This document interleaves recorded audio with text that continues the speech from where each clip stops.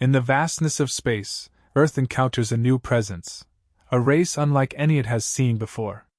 The Zephyrites, conquerors of distant galaxies, descend upon Earth with cold confidence. Their warships hover above major cities, casting ominous shadows as the world stares in awe and fear. These beings, led by their fierce warlord Kralter, exude superiority. For centuries, they've crushed civilizations, their mastery of combat unmatched. Kralter steps forward, his imposing figure towering over Earth's delegates. His eyes gleam with arrogance, and his voice echoes through the air. "Humans," he begins, "your existence is known, but your strength is laughable. You have no place in the galaxy's future. Submit, and perhaps we'll leave you with a fraction of your dignity." He smirks, glancing at Earth's military forces, assembled but tense.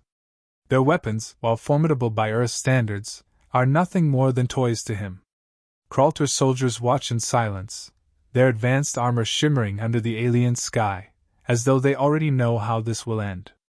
Earth's leaders respond with what they know: force.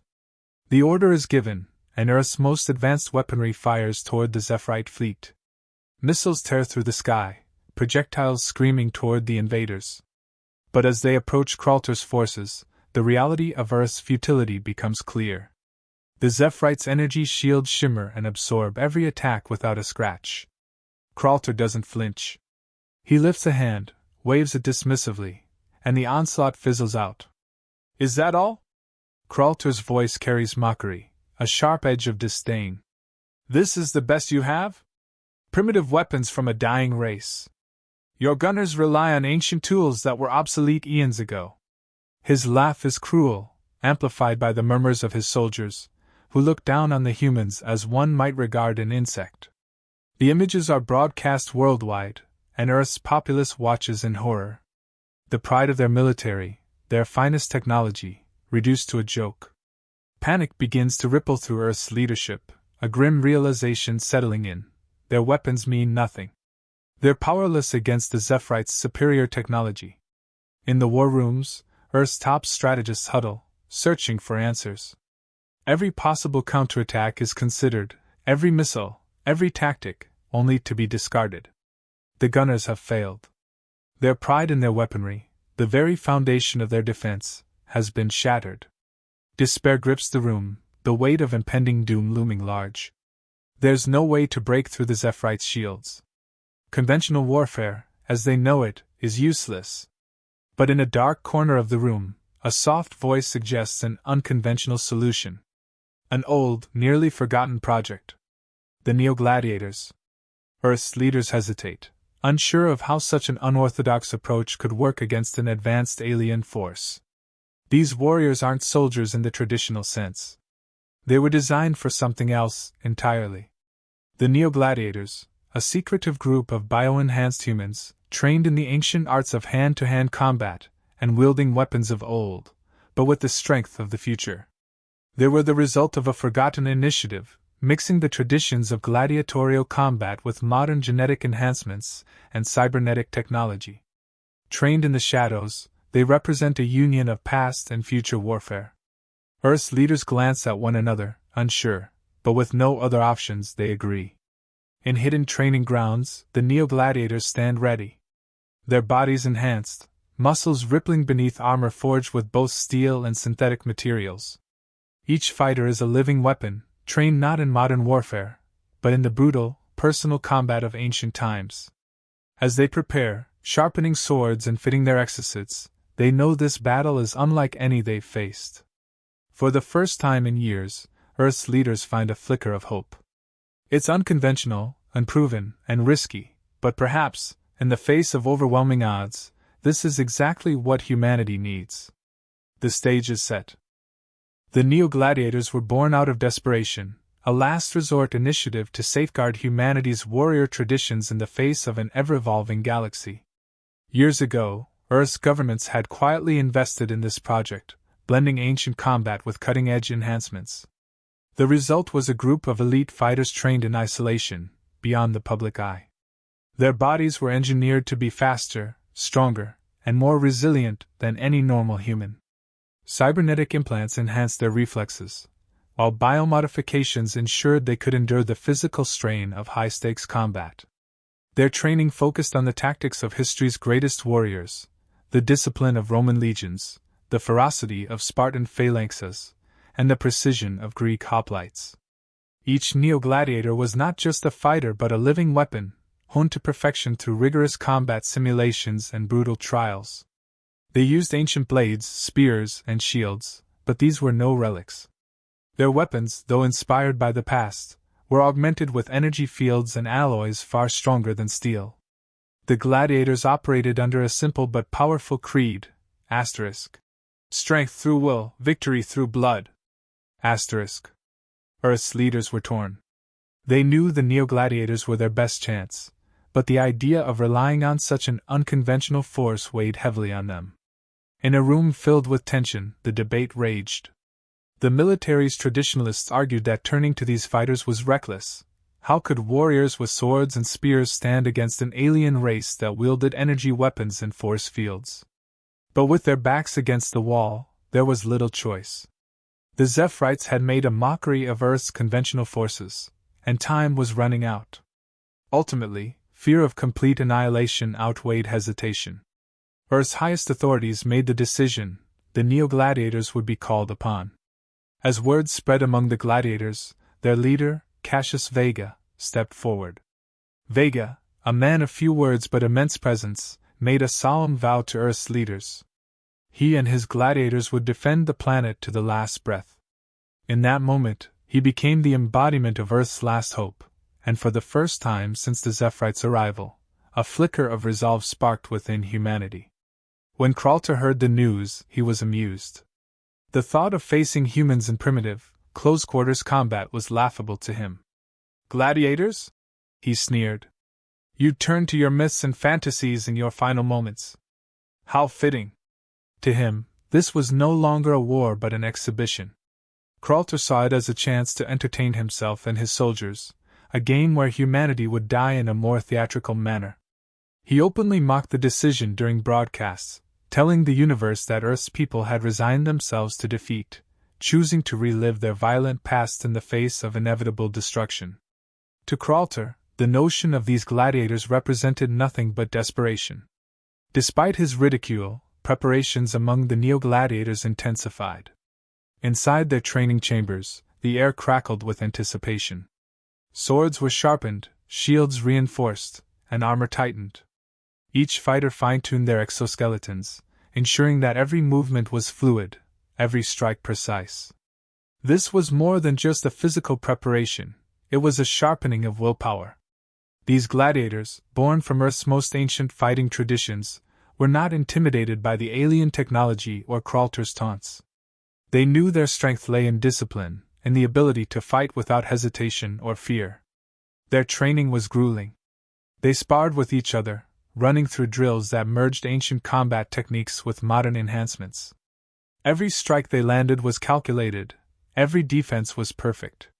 Their cybernetic augmentations gave them the ability to withstand tremendous force, but their strength of mind and heart was what made them truly dangerous. They were soldiers bred for this moment, an unexpected answer to an overwhelming threat. As the gladiators prepared, the mood across Earth began to shift. What had been despair started to turn into hope. The sight of these warriors, their powerful bodies moving with purpose, stirred something deep within the hearts of Earth's people. They weren't machines like the gunners or drones. They were human, but more than human, embodying a kind of strength that couldn't be measured in terms of technology alone. It was a strength drawn from the deepest well of human history, the will to fight and survive, no matter the odds. The arena is vast and barren, its desolation echoing across the globe through countless broadcasts. The air is tense as the neo-gladiators stand face to face with Kralter and his elite Zephyrite warriors. The Zephyrites, clad in shimmering armor and wielding their advanced energy weapons, appear invincible. Confidence radiates from Kralter, whose smirk shows he views this not as a battle, but as a spectacle, another opportunity to humiliate Earth's forces. As the fight begins, the Zephyrites hold back, almost toying with their opponents. Their energy blasts cut through the air, forcing the neo-gladiators to scramble and dodge, their shields barely holding up against the onslaught. The initial moments are brutal. It looks as though Kralter's taunts about Earth's antiquated fighting techniques will prove true. The Neo-Gladiators struggle, each energy burst landing closer and closer, chipping away at their defenses. Some onlookers, watching from Earth, feel their hearts sink. How could these ancient tactics stand a chance against alien technology? But the gladiators don't falter. As the battle rages on, they begin to adapt. Their speed and agility, enhanced by biomodifications and their relentless training, start to bridge the gap. They close the distance between themselves and the Zephyrites with startling swiftness. Shields are dropped, and swords drawn. The Zephyrites, who had been content to keep the gladiators at a distance, suddenly find themselves face to face with these determined human warriors. Cassius Vega, the Neo-Gladiators' leader, charges directly at Kralter. His spear, crafted from ancient design but enhanced with energy technology, glows with lethal power. In a swift motion, he lunges at Kralter's shield. The energy barrier, believed to be impenetrable, flickers under the force of Cassius' blow. For the first time in the battle, Kralter's expression changes, just slightly, but enough to reveal a crack in his unshakable confidence. The shield, a symbol of Zephyrite superiority, shatters under the might of Cassius' strike. Shock ripples through the Zephyrite ranks. The turning point has come. The Zephyrites, now caught off guard, attempt to regroup, but the Neo-Gladiators push forward with renewed strength. Their ancient tactics, refined and perfected over years of training, prove to be devastating in close combat. They form phalanxes, their shields interlocking with precision, advancing with unrelenting force. Each sword strike is a perfect blend of muscle and machine, each blow calculated and powerful. The Zephyrites fire back with their energy weapons, but it's no longer enough. The gladiators have closed the gap, rendering the Zephyrites' superior technology ineffective in close quarters. The crowd watching from Earth begins to cheer, disbelief turning to hope. For the first time, humanity is on the offensive, and the Zephyrites are reeling. Kralter watches, his arrogance fading, as the gladiators break through his ranks. He had dismissed them as relics of a bygone era, but now he sees that their strength is far greater than he imagined. It's not just the enhancements or the training, it's something deeper. The will to fight, the indomitable spirit of humanity. Kralter's sneer disappears, replaced with a grim realization: Earth's greatest weapon is not its technology, but its resilience. Cassius Vega stands before his fellow gladiators, pausing only for a moment as the battle rages around him. "They thought we were weak," he shouts, his voice booming across the arena. "They thought we'd fall like the rest. But they've never faced the will of humanity." His words reverberate, a rallying cry that ignites something deep in the heart of every human watching. The message is clear: Earth is not finished. Humanity will not be broken. The final confrontation begins. Cassius and Kralter circle each other, their eyes locked in the intensity of battle. Kralter draws his blade, one of alien origin, pulsating with energy. Cassius grips his spear, unwavering. The clash is brutal. Every strike, every blow feels like the culmination of not just this fight, but of the clash between two species. Kralter fights with the precision of a seasoned warrior, but Cassius fights with something more: determination, fueled by the weight of humanity's survival resting on his shoulders. Blow after blow is exchanged. Cassius dodges Kralter's energy blade, countering with strikes of his own, each one wearing down the Zephyrite leader. The two seem evenly matched, but as the fight drags on, Kralter's arrogance and overconfidence become his undoing. Cassius, fueled by raw willpower and enhanced strength, finally gains the upper hand. In a decisive moment, he delivers the final blow, his spear driving through Kralter's armor. Kralter falls. His body hits the ground lifeless. The arena falls silent, and for a moment the world holds its breath. Then, the remaining Zephyrites, seeing their leader defeated, lower their weapons and surrender. They acknowledge Earth's strength, humbled by a battle they never thought they could lose. The Neo-Gladiators stand victorious, bloodied but unbowed. Against all odds, humanity has triumphed. The battlefield is quiet now, the dust settling over the once chaotic arena. The Zephyrite forces, stunned by their unexpected defeat, withdraw in silence. Their arrogance shattered, they leave Earth in peace, no longer seeing it as an easy conquest. Word of their defeat at the hands of the Neo-Gladiators spreads quickly throughout the galaxy, marking the first time the Zephyrites had been beaten by a seemingly primitive species. Humbled and broken, they abandoned their plans for domination, knowing that this was no fluke. Humanity had proven its worth in the most unexpected way. On Earth, the victory sparked celebrations across every city, every country. People flood the streets, chanting the names of the Neo-Gladiators, the once shadowy warriors who had now become legends. Cassius Vega and his fighters, who had been considered outcasts and relics, are now hailed as heroes, their efforts having saved the planet from certain destruction. News channels broadcast their triumph on a continuous loop, showing the gladiators' valor in the face of overwhelming odds. Their names are now immortalized, their status elevated from obscure underground combatants to symbols of human resilience and strength.